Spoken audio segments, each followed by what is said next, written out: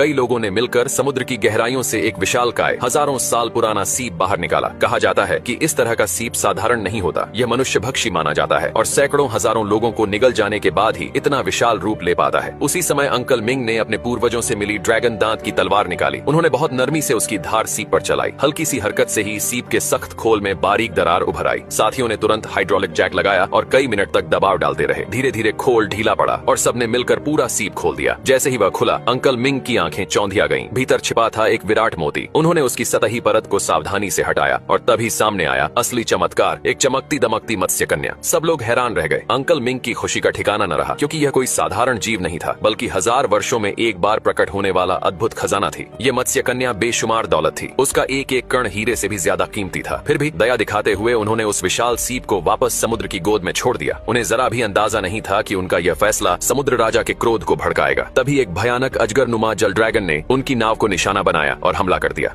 एक आदमी महंगी कार में घुसा और सीट पर पेशाब कर दिया। कीमती सामान समेटकर जैसे ही बाहर निकलने वाला था, तभी उसे एहसास हुआ कि कार का मालिक उसे रिमोट से अंदर बंद कर चुका है। यह कोई साधारण कार नहीं थी, बुलेट प्रूफ, वाटर प्रूफ और पूरी तरह सुरक्षित। वह आदमी पूरे 10 दिन तक उसी कार में कैद रहा। प्यास से बेहाल होकर वह खाली बोतल से पानी पीने का नाटक करता रहा, लेकिन कार धूप में इतनी गर्म हो जाती कि उसका शरीर तेजी से डिहाइड्रेट होने लगा। तभी उसे याद आया कि अंदर पेशाब तो है ही। धूप से उसका वाष्प शीशे पर जम गया था। मजबूरी में उसने लालच से कांच चाटा। स्वाद गंदा था, मगर उसी ने थोड़ी देर के लिए प्यास बुझा दी। इसी बीच मालिक ने फिर कार को रिमोट से नियंत्रित किया। उसने ऐसी चला दिया। शुरुआत में ठंडी हवा सुखद लगी, मगर जल्द ही मालिक ने उसे पूरी ताकत से चला दिया। कार का तापमान अचानक गिरकर -20 डिग्री सेल्सियस तक पहुंच गया। आदमी ठंड से जमने लगा। उसने अपने जख्म पर बंधे कपड़े उतारकर शरीर लपेटा और अखबार से हर वेंट बंद करने की कोशिश की, मगर कोई फायदा नहीं हुआ। जब मौत सामने दिख रही थी, तब मालिक का फोन आया। उसने कहा, सही जवाब दिया तो तुझे बचा लूंगा। सवाल था, रेगिस्तान में अगर तुम्हारे पास 2 कप हो, एक में जहर और दूसरे में पेशाब, तो तुम क्या चुनोगे? आदमी ने तुरंत जवाब दिया, लेकिन मालिक ने कहा कि यह गलत है और फोन काट दिया। वह पूरी तरह टूट गया। फिर अचानक उसे डिक की याद आई। उसने जोर लगाकर खोला और एक पाइप पाया। उसने तुरंत पानी पी लिया, चाहे वह कैसा भी हो। लेकिन कुछ ही देर बाद उसे उल्टी, पसीना और घावों में सड़न महसूस होने लगी। सब समझ आ गया। मालिक उसे धीरे धीरे मारना चाहता था। आखिरी उम्मीद खत्म होने ही वाली थी कि अचानक कार स्टार्ट हो गई। आदमी ने उसे तेजी से चलाया और पीछे की रेलिंग तोड़कर बाहर निकल आया। लंगड़ाते हुए वह एक रेस्टोरेंट पहुंचा और खाना झपट लिया। वेटर ने पैसे मांगे, लेकिन उसने कोई जवाब नहीं दिया और फिर उसे झटका लगा। ये सब तो बस एक सपना था। सब कुछ खोकर पाने और पाकर खो देने की यह भावना उसे